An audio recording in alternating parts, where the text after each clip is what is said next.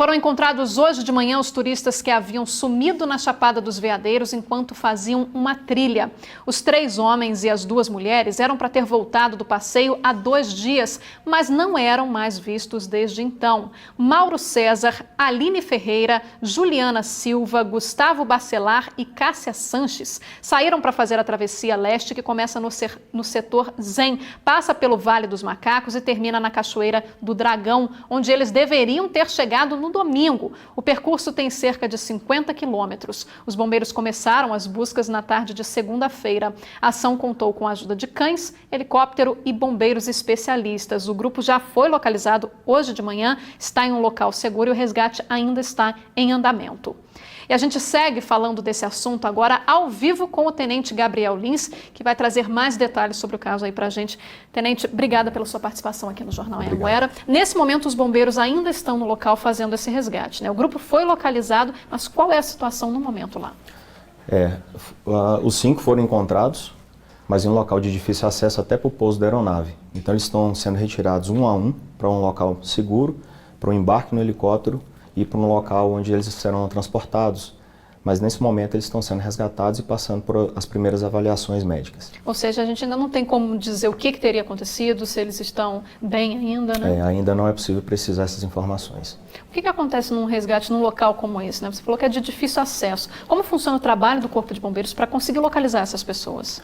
Bom, a primeira questão é a montagem de uma equipe especializada,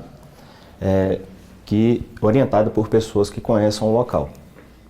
Muitas vezes nós realizamos operações como essa, utilizando o helicóptero, os cães e também a busca terrestre com alguns militares. Dificilmente as pessoas saem da trilha. Então, na trilha é o caminho que nós fazemos o percurso para poder identificar pistas, galhos quebrados, objetos deixados por essas pessoas. Isso aí tudo facilita o nosso direcionamento.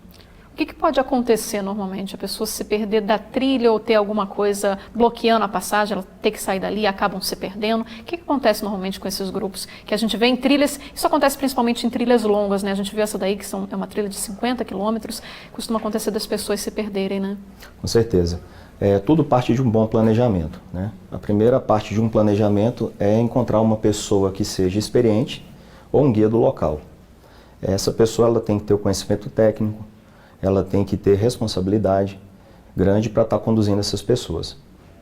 E o fato de se perder realmente acontece pela desorientação. Então a pessoa desaparecida, ela se desorienta e nesse momento a gente dá algumas dicas para que esse grupo ele não se divida, as pessoas andem sozinhas, cada um vá para um lado, então que permaneçam juntas. Normalmente numa trilha longa como essa é preciso ter alguém mais experiente? Com certeza. Como eu disse, uma pessoa que conheça o local, que tenha habilidade com GPS, habilidade com mapas, né, e conheça também a questão da região, os elevados, as matas, os locais de cachoeira. Essa trilha em específico, ela é uma trilha muito conhecida ali na região ou ainda não? Ela é conhecida sim. No entanto, a gente jamais pode confiar apenas na experiência, né? Nós temos que contar também com alguns fenômenos naturais, né, algumas questões que possam aparecer de dificuldade que vão fazer com que essas pessoas se desorientem. E aí, num caso como esse, os bombeiros eles seguiram também por terra, fazendo o percurso da trilha ou apenas com helicóptero? Também por trilha, tanto a busca terrestre com cães, quanto o levantamento de drone, a aeronave. Então usamos todos os recursos que foram necessários para encontrar essa equipe. E quais são as orientações, Tenente, para quem sai para fazer uma trilha longa como essa? Que tipo de equipamentos e até de alimentos você tem que levar junto com você? A gente imagina ali 2 dias que eles já deveriam ter voltado, então são 2 dias que talvez eles estejam lá sem água, sem comida. Com certeza. O planejamento, ele envolve não só a escolha da pessoa para guiar, como também o uso de equipamentos, de roupas, né? Roupas, calçados, mochila, levar apenas o necessário, não levar muito peso, né? Utilizar repelentes, kit de primeiros socorros embarcado nessas mochilas também é muito importante. Outra dica também é o caso das pessoas utilizarem desse material como água, levar o alimento mais leve, barra de proteína, porque é isso aí que numa situação como essa vai pedir do corpo. E, tenente, no Cerrado, quais as principais características aí de uma trilha como essa, no meio da mata? Quais as principais dificuldades, na verdade?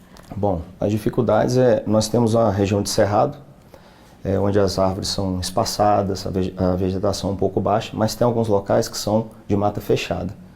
Então, é uma região que tem uma vegetação mista, uma característica mista, né? Mas as trilhas, elas desviam de rotas que são de matas fechadas, onde pode encontrar animais peçonhentos e outros animais silvestres que podem estar agredindo essas pessoas. Então, a trilha, ela é montada já visando um bom entretenimento por parte do turista. Existe essa preocupação com os animais, então, né? Como se defender desse tipo de situação? Isso, então, o turista, quando ele vai fazer uma trilha, ele tem que estar sempre atento, sempre olhando para o chão, para onde pisa, né? Seguindo a trilha, né? Não achando que sempre ele tem que sair da trilha para fazer alguma coisa individual. Então, tem que seguir o grupo, não pode se separar e sempre estar se comunicando. Tenente, no caso ali eram 5 pessoas, né? 5 turistas. É um grupo pequeno para uma trilha como essa ou não? Não, não. É um grupo que dentro do planejamento deles era o suficiente e o necessário para se fazer essa trilha. E, tenente, ontem também parece que choveu ali naquela região. Existe essa preocupação com tromba d'água ali na região da Chapada dos Veadeiros? Isso dificulta de alguma forma? Dificulta. Ontem nós cogitamos, inclusive, uma situação como essa, né? O perigo das trombas d'água, das cabeças d'água, né? Mesmo que esteja com sol no local, vamos supor, estamos numa cachoeira e tem um sol, mas na parte de cima, a quilômetros, pode estar acontecendo uma chuva muito forte. E essa chuva vai criar um volume maior no rio, na correnteza, e essa correnteza ela vai vir e desaguar nessa cachoeira. E ali, nesse momento, há um perigo muito grande, porque o transbordo dessa água para o poço vai fazer com que as pessoas muitas vezes fiquem ilhadas ou sejam arrastadas por essa força da água. E é possível prever isso de alguma forma?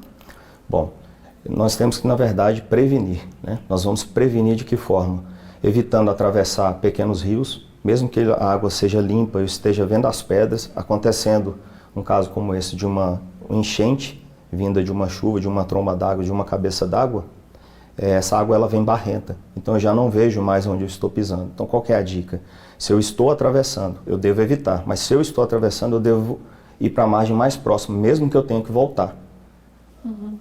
Tenente, são muitas trilhas ali nessa região da Chapada dos Veadeiros. A maioria tem sinalização? O turista ele pode seguir por essa sinalização? Sim, a maioria tem sinalização. Essa, no caso, mesmo sendo uma trilha muito longa, é possível ter sinalização durante todo o percurso? Isso, tem a sinalização sim. Algo deve ter acontecido, e se as informações serão levantadas, algo deve ter acontecido para que eles se desorientassem. Para a gente finalizar então, muita gente vai para a Chapada exatamente para fazer essas trilhas. É importante procurar um guia, a gente sabe que tem muitos guias na região, ou procurar trilhas menores para grupos menos experientes? Bom, o guia, ele é o responsável pelo grupo. Então, mesmo que a trilha seja longa, ele tenha que ter feito essa trilha algumas vezes. Então isso tem que ser conversado. E por isso que eu falo da questão do guia, ele ser técnico, experiente e responsável naquilo que faz.